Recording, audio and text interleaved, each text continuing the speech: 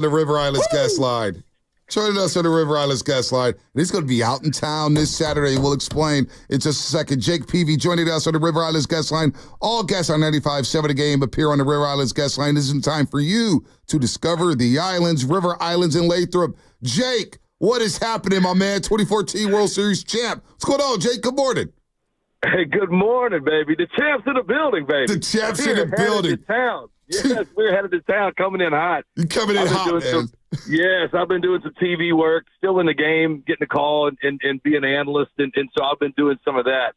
But I've got a huge smile on my face coming west. Don't care about the travel in front of me because some good times are to come this weekend. A lot of familiar faces. And, look, when you get to remember the special times, man, and get to do that in the same room together, Gonna be fun. No, it's gonna be fun. Now you're gonna be in town, and we know why. August Hall, San Francisco. It's going down, and it's going to benefit the Giants Community Fund and Foundation. And Flan is going to be in the building. Tim Flannery, Jackie Green, John Mullo. You're going down, man. You guys can perform Saturday night after being celebrated at the Yard at Oracle Park. Remembering the 2014 team. That's right. I'm dragging all my teammates over too, and before the music goes down, I'm going to have all those guys. I'm going to give them a moment to where, I can call their name and say something. I've been digging in the 14 run, just trying to remember everybody's moment because it takes an army, and so I'm going to kind of one by one bring the 14 members that make it over,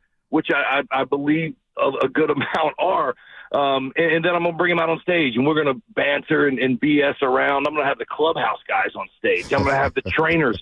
And so with microphones to try to get some stories out that'll be worth the Giants fans' memories. And then you just mentioned the music. The music. It's with Jackie and Jennifer and, like you said, Molo and the Kevin Scott. Cast. Yeah, no, $35 too. Hey, Jake, $35 gets you in the door, Shasky. Go see Jake out there performing. Well, that's right. Look, if you we wanted to make it accessible. There's some VIP stuff that you can get a little bit more access in that, but $35, you're going to feel like a VIP. The August Hall, I wasn't crazy familiar with the venue until just recently, but what a beautiful room and people, and they're excited. The one thing I love, too, is coming to San Francisco and getting to play music. I do get to do this in other towns, and we do it for charity, and we just do it in the name of fun. In bringing people together. And so, but coming to San Francisco, the people appreciate the music in a different way. They listen, they dance, they come for the fun of it and the smiles. And man, I can't wait. All this Bama talk, I'm just curious. You a little worried? Are you a Bama fan? You a little worried with no Saban? I am worried. Yes. Look, well, hey, I would just say this. I'm proud to be from Alabama. So much of what I grew into being who I am today, represents some of this place. It's been a hard place to call home, being a Californian for most of my career and most of my life. I haven't always linked up with some of the people in charge or some of our decision makers, and that's been a very tough thing. But, I think that's with everywhere. I say I am from Alabama proudly and would never run from that. But also, I've lived most of my adult life in California, spending time now back up on the East Coast in New York with the MLB offices and network. And so I'm a very open-minded and inclusive person. And I tell you what, San Francisco brought the best out in me in those ways. Well, look, I'm obviously a lifelong Giants fan, and when you were with the Padres, everyone recognized you were a stud. You just were. You were an absolute stud. I remember you going to the Sox, and you win the World Series, and you and Johnny Lesta, and you end up being like a deadline deal to the Giants. But here's the thing I want to know about, because I'm superstitious. Some pitchers are very superstitious, a lot of baseball players in general. You made the switch from 43, which was Kane's old number, to 22 that year. Because I know 44 was your number with the Padres for the longest time. That's attention to detail. I like it. Well, because 22 is Will Clark's number, right? And when you got it felt appropriate because you were a great ball player. And so did that honestly, was that something that you were thinking about, or is that something stupid that the fans think about? No, man. It's so deep. We don't have time for it all. But here's the gist of it. I wore 22 because it was my father's number all the way up through youth sports, and in high school, 22 was kind of our family number. My brother who played behind me in college and a great high school player too. He wore 22, family number, right? We loved it and respected it. Wore it all the way through the minor leagues. I'm from Mobile, Alabama. We have 5 Hall of Famers. 2 of them are named Willie McCovey, number 44, retired in San Francisco and Hank Aaron's from Mobile, Alabama, also number 44. When I get to the big leagues, 44 is hanging in my locker. Wow. And guys, I can't even explain to you what I get chills telling you over my whole body saying that out loud. And so to get to wear that number, I never in ever playing career mentioned that Willie or Hank wore that number and was from my hometown. If it got brought up, I just say I got given it and I wear it in deep respect, but never put my name in that category. But just being where I'm from and having the respect for those men, I wore 44 as proudly as I could ever wear it, and being where they were from and trying to carry the torch. And again, trying to understand what those guys went through and bear some of that cross moving forward. Wow, that's awesome. Now I get to San Francisco and I can't wear 44. And Dan Ugla was on the team. That's and he was right. wearing 22. He had the eye problems. Yeah.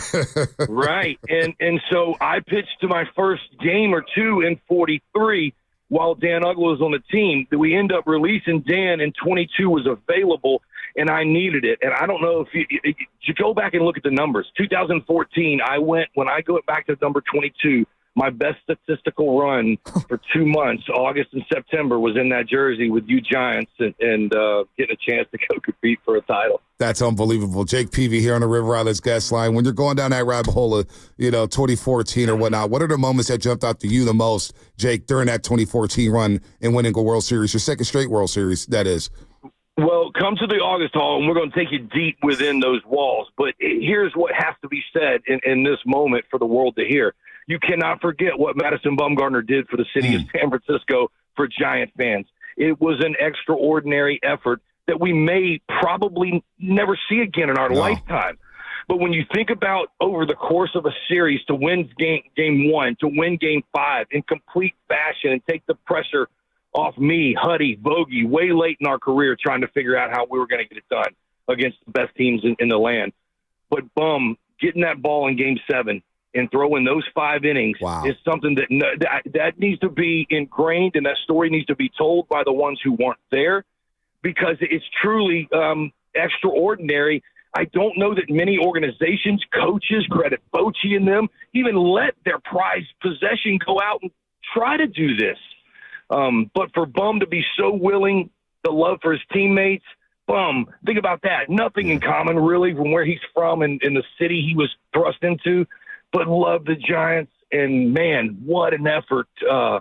It doesn't – single-handedly almost delivered us a championship. So much joy. It's crazy. That team had so many, just some characters, man. Like you and Huddy, you're representing 2 great gunslingers. Mad Bum, I love Vogie. I mean, everything he represented. It's just some great characters. Obviously, Sergio Romo and all those guys. What about everybody forgets about the Michael Morse home run? So to me, that's one of my favorite moments of all time. I think it was Game 5. He's pitch hitting for Bumgarner. That home run where he rips it down the line. I mean, he looked like a WWE character. He went completely psycho. He went completely psycho. Jake, I love Michael Morse. He went insane. He should have been. Well, look, hey, Mikey, our good buddy Mikey Morris is completely psycho on a good day, and I say that because I'm right there with him.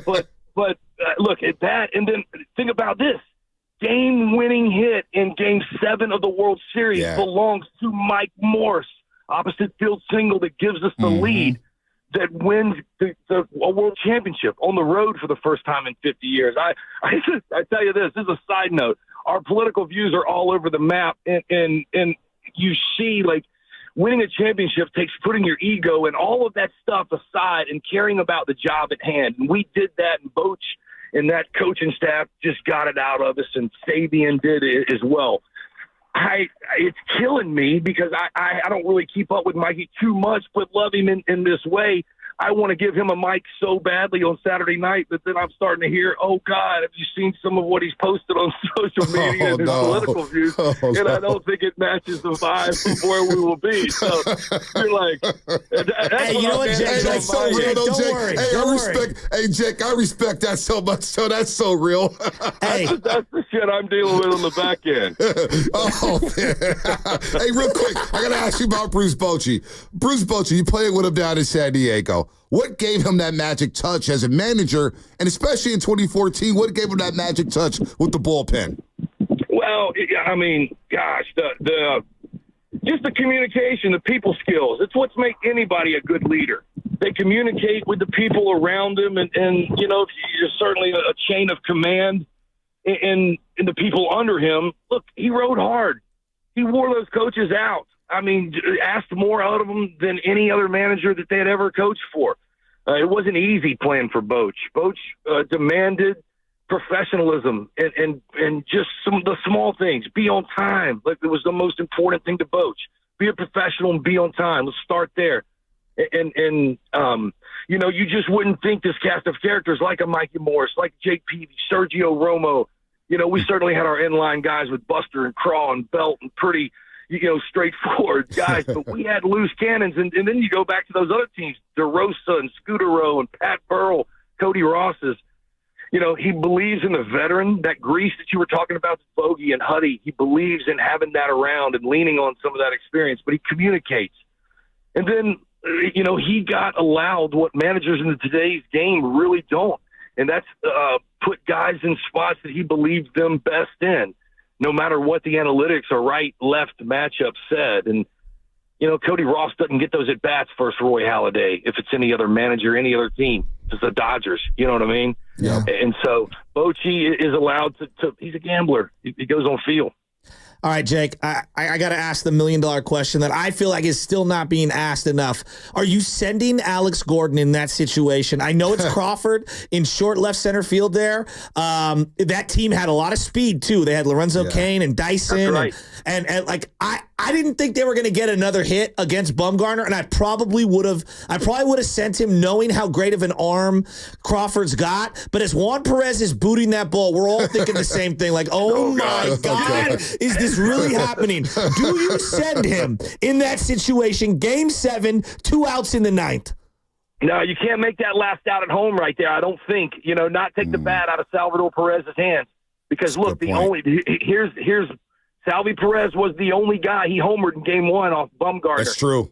So when you think about that situation, Brandon Crawford, that pick is the most important pick of his San Francisco Gold Glove career, no doubt.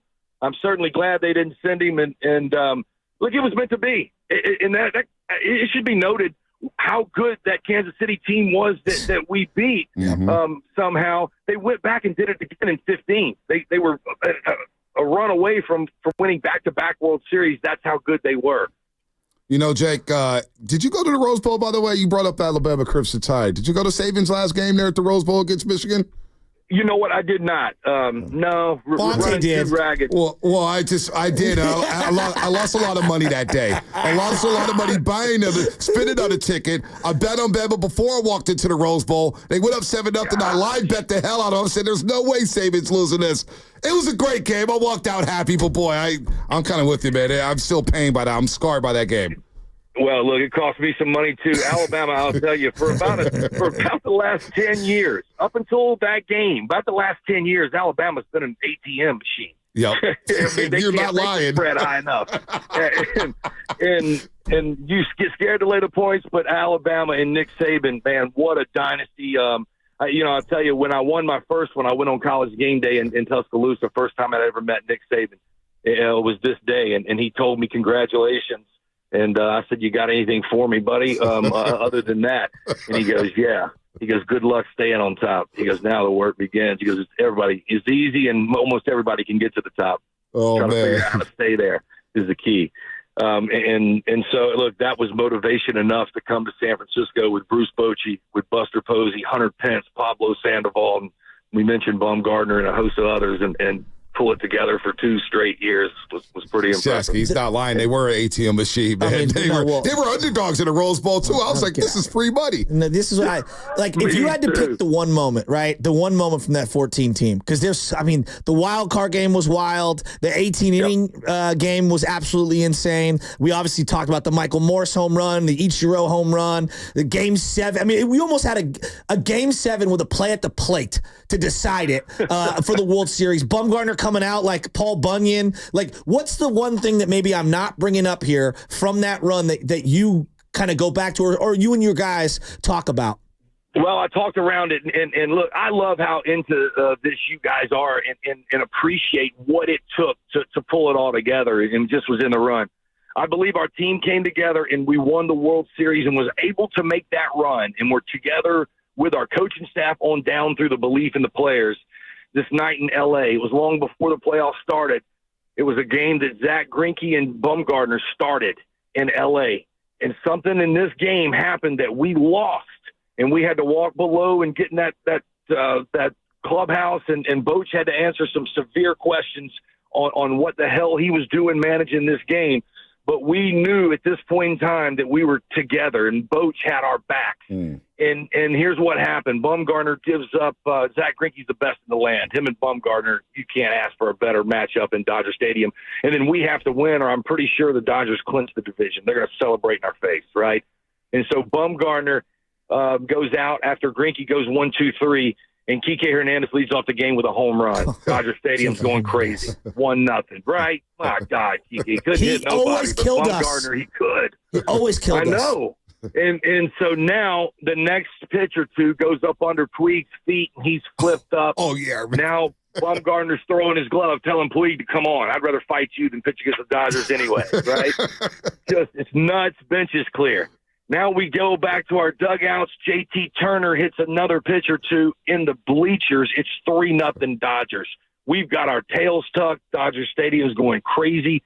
They're talking trash in our ear, right? It's not good for the Giants team right now. And I promise you I was on it.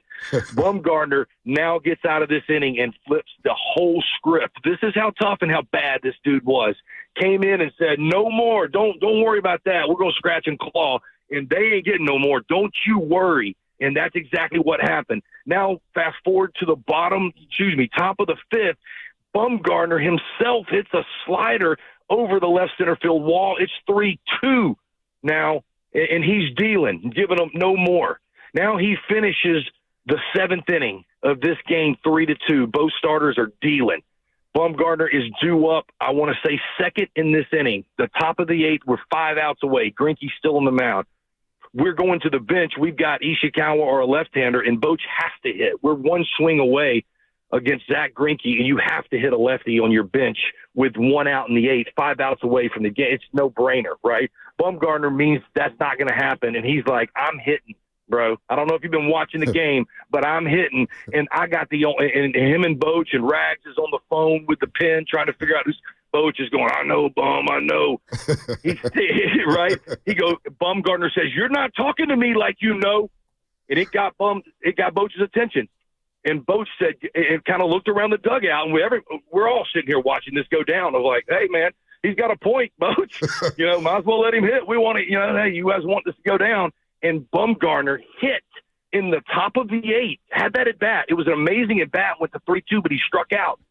And now he went out in the bottom of the 8th because now he's got a pitch, and he doesn't even get it out and has to give up homers, and Boch has to go get him. Now answer mad questions. And Boch walked through that clubhouse and said, don't worry, that's the way we wanted it to go down, boys.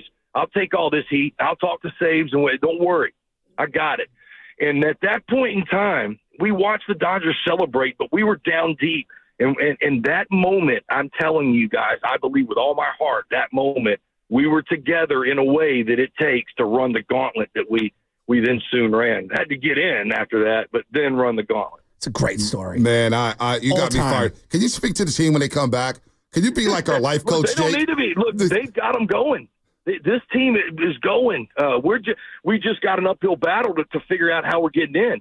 But nobody wants us if we get in. Nobody wants. You believe that? You believe that to your core? Because you said that a couple of weeks ago that you believe they're more talented than that 2014 team. They are. Look, we didn't have those horses. They got the top 2 Cy Young Award winners on the team. You know, our guy Logan Webb threw 18 innings last year and finished second behind him. Who wants those two? They're better than Wheeler and Nola. Like, I love you, but there's stuff, like, they match up with that. And then you talk about Robbie Ray versus Ranger Suarez. Okay. Like, we're as good as anybody in the league at this point in time with Jordan Hicks giving it to Duvall. So, I believe that. And I believe in Bob Melvin and Matt Williams and Pat Burrell and that spirit back around. So I like what the Giants have got going. We just played ourselves in a corner. Hey, Jake, I'm sure you've seen the online video that it circulates every couple months. It's one of my favorites, where you're like turning your head, you throw a pitch, you turn your head to talk to somebody. I don't know who you're talking to, and Posey just loops one back to you, and your glove happens to be up on your left-hand side, and it goes right into the glove without you even watching or noticing. Do you know what I'm talking about? Absolutely. As only Buster could do. Buster's golden touch, and as only any other catcher fires it off your skull. Buster just had the golden touch in life, and everything you touch is kind of went good, as rightfully so. But yeah, look, I laugh about my hair. Me and Crawford, had a deal, and I was growing my hair. I didn't cut my hair from the time I got out there at 14, until the time I left. Me and Crawl had a cool thing that from 14 on there, and so I laugh about that, and then I laugh at just how late I was in my career, and just I'm giving the third base coach or umpire everything I had because I'm wanting that check swing because I needed it, boy. Jake, man, so you're gonna have that mic on Saturday. Fans are gonna be you're gonna have that microphone on Saturday at Oracle Park. I'm not sure that the Giants have got a cool pregame ceremony for all of us there. You're going to get these stories. I'm going to be poking and prodding, like I said, coaching staff, the clubhouse staff, to current and former players, just having fun. And if you buy a ticket and come out, I want you to have a one-on-one experience and get a story that's not going to get told anywhere else. Jake, who's the guy you gotta identify? Who's the guy that you haven't talked to, you haven't texted, but you're going to see him on Saturday, and you're going to make your way over to him immediately? Buster Posey. Yeah, well, because here's why. Me and Buster text and stay in contact, but I haven't asked. Buster doesn't do really public appearances. He certainly doesn't speak a whole lot or do camera stuff, but I'm going straight to Buster when I see him and say, hey, I need you Saturday night, buddy. You are captain. You are now the owner of the San Francisco Giants. Yeah, you're my friend. Come help us raise money for the Giants Foundation, the community fund, Buster. Giants Community Fund. I need you to support the Giants Community Fund ownership. August Hall. I'm going to have some fun with our owner, Buster Posey, now. No, absolutely. August Hall this Saturday. Tickets at augusthallsf.com. A benefit for the Giants Community Fund. Tim Flanders is going to be out there. Jake Peavy and friends. John Mullo, Jackie Green, Kevin Scott, and many, many more surprise guests right now. General admission tickets only $35 again. Tickets on sale at augusthallsf.com. Going to be a great time, and it benefits the Giants Community Fund. Jake, thanks so much for the time. Thanks so much for still being part of our community and benefiting the Giants Community Fund, man. Good stuff. We can't wait to see you Saturday. I appreciate it. Look, the San Francisco community has taken this Alabama boy in as one of their own, and you have no idea how much it means. We're going to try to share that and show it back on Saturday. Absolutely. I appreciate you boys very much. Absolutely. You too, Jake. Take care, man. Jake care. We'll see him Saturday night. Jake Peavy, two-time World Series champion. He's something else, man. When you watch him, I don't know how you felt when he was with the Padres, and he's winning Cy Youngs with the Padres. I thought he was a badass.